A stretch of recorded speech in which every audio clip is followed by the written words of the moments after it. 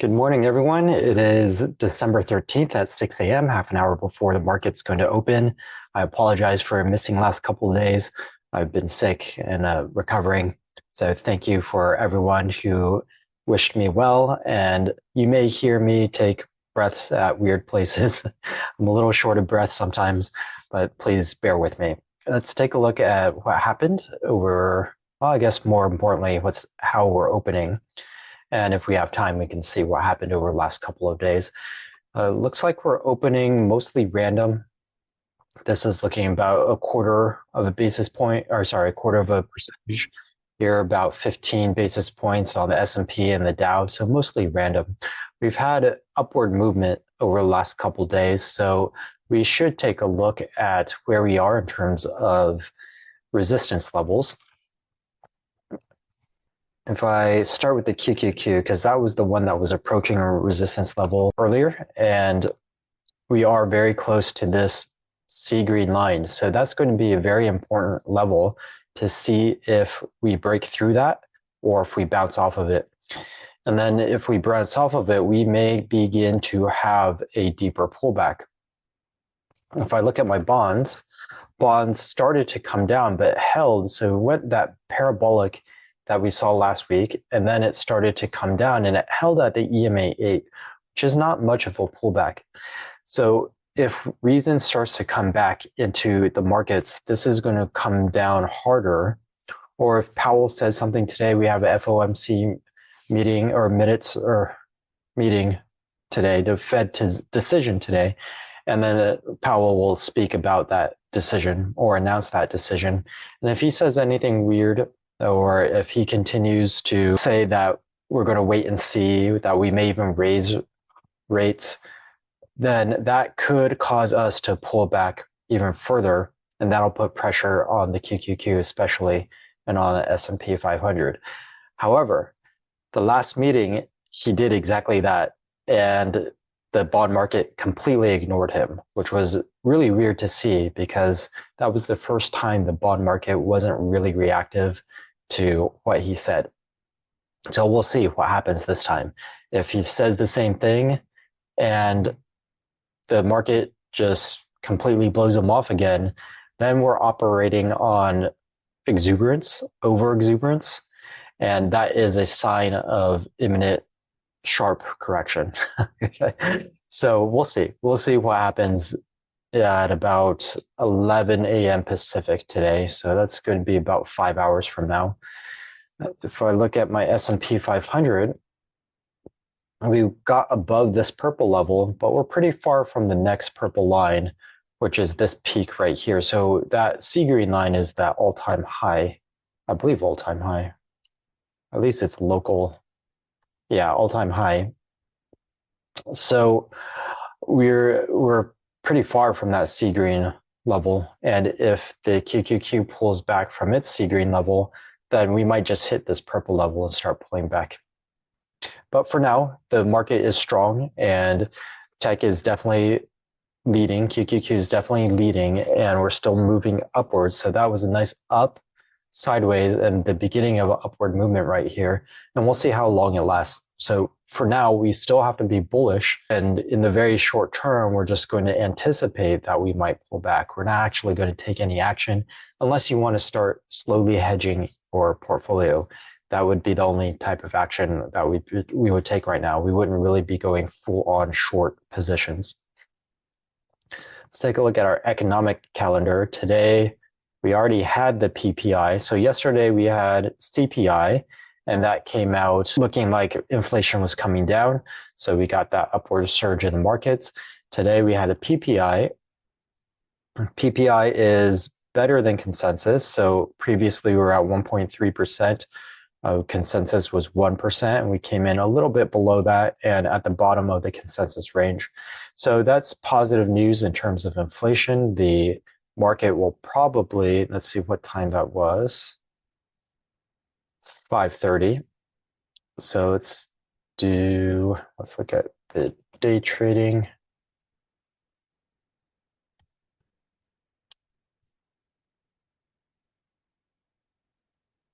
At 5:30. And so you can see that's where this uptick so we were really, really flat until that report. And then we started to tick upwards. Not a huge amount, but at least we have upward movement because of that report. And it's not too surprising. It's not saying anything that we didn't know already from CPI. So this could continue to creep up during the morning, and then we flatten into the FOMC meeting. That's the most likely pathway, unless there's a lot of fear about what Powell might say. If there's a lot of fear, then we could move down into the FOMC meeting and then have the normal volatility that we get in the FOMC meeting, although it's been more muted lately. And then we'll have to see, depending on what Powell says and what the actual announcement is, then we could get directional from there. Although we've been mostly flat, we got directional the last couple of days. So the tendency is still upwards, unless Powell says something like he's totally adamant, no, we're actually going to raise hikes. We are definitely raising hikes, or they actually raise hikes and raise hike rates in December, that would start to get us downward motion. Otherwise, there's still upward momentum in the markets. So I need to completely update all these lines. So if we're going to be day trading today, which I would definitely not suggest, maybe an hour before, so around 10 a.m. Pacific today, and then in the morning, if you want to capture that first hour of volatility, you can tell. So for example, yesterday we were way down, so we closed up here, and during the morning we traded way down and we continued downwards in the open, but you can see we completely recovered and then gained ground. So in that first hour to half an hour to hour, there's a lot of movement, a lot of volatility that is not necessarily the direction of the day. So we just have to be aware of that. If you should probably divide your day into, if I'm going to day trade, I'm going to day trade that first hour, and that's one day trading session. And then after that first hour is your second day trading session. You should treat them as separate sessions. So today in your second day trading session, it's probably going to go flat around 10 o'clock. And you're going to want to avoid that period, because immediately after 11, you're going to get that huge volatility. And then you can decide if you want to trade that. So maybe divide your trading into 3 sessions today. Let's take a look at our Fed Watch tool, see if anything changed over the last couple of days. Not really. Everyone's still anticipating no change. There's even a little bit of priced in that will actually go up. That's interesting given the movement of the bonds. So basically, the outlook of what is happening, or what can happen, and what is happening in the economy is completely out of whack.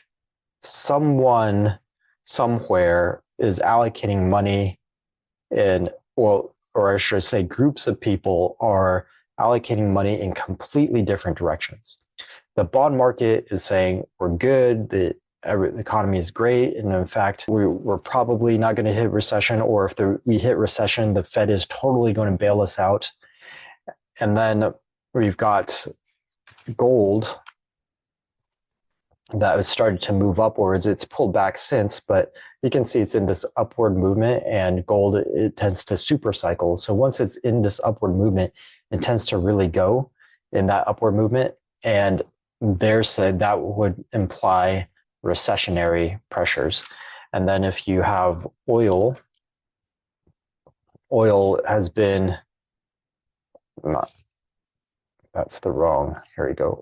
Oil has been in this massive downtrend, and that is associated with recession as well, because if we go into recession, there's lower demand for energy in terms of factories, and they use a lot more energy than your typical consumer, your typical household.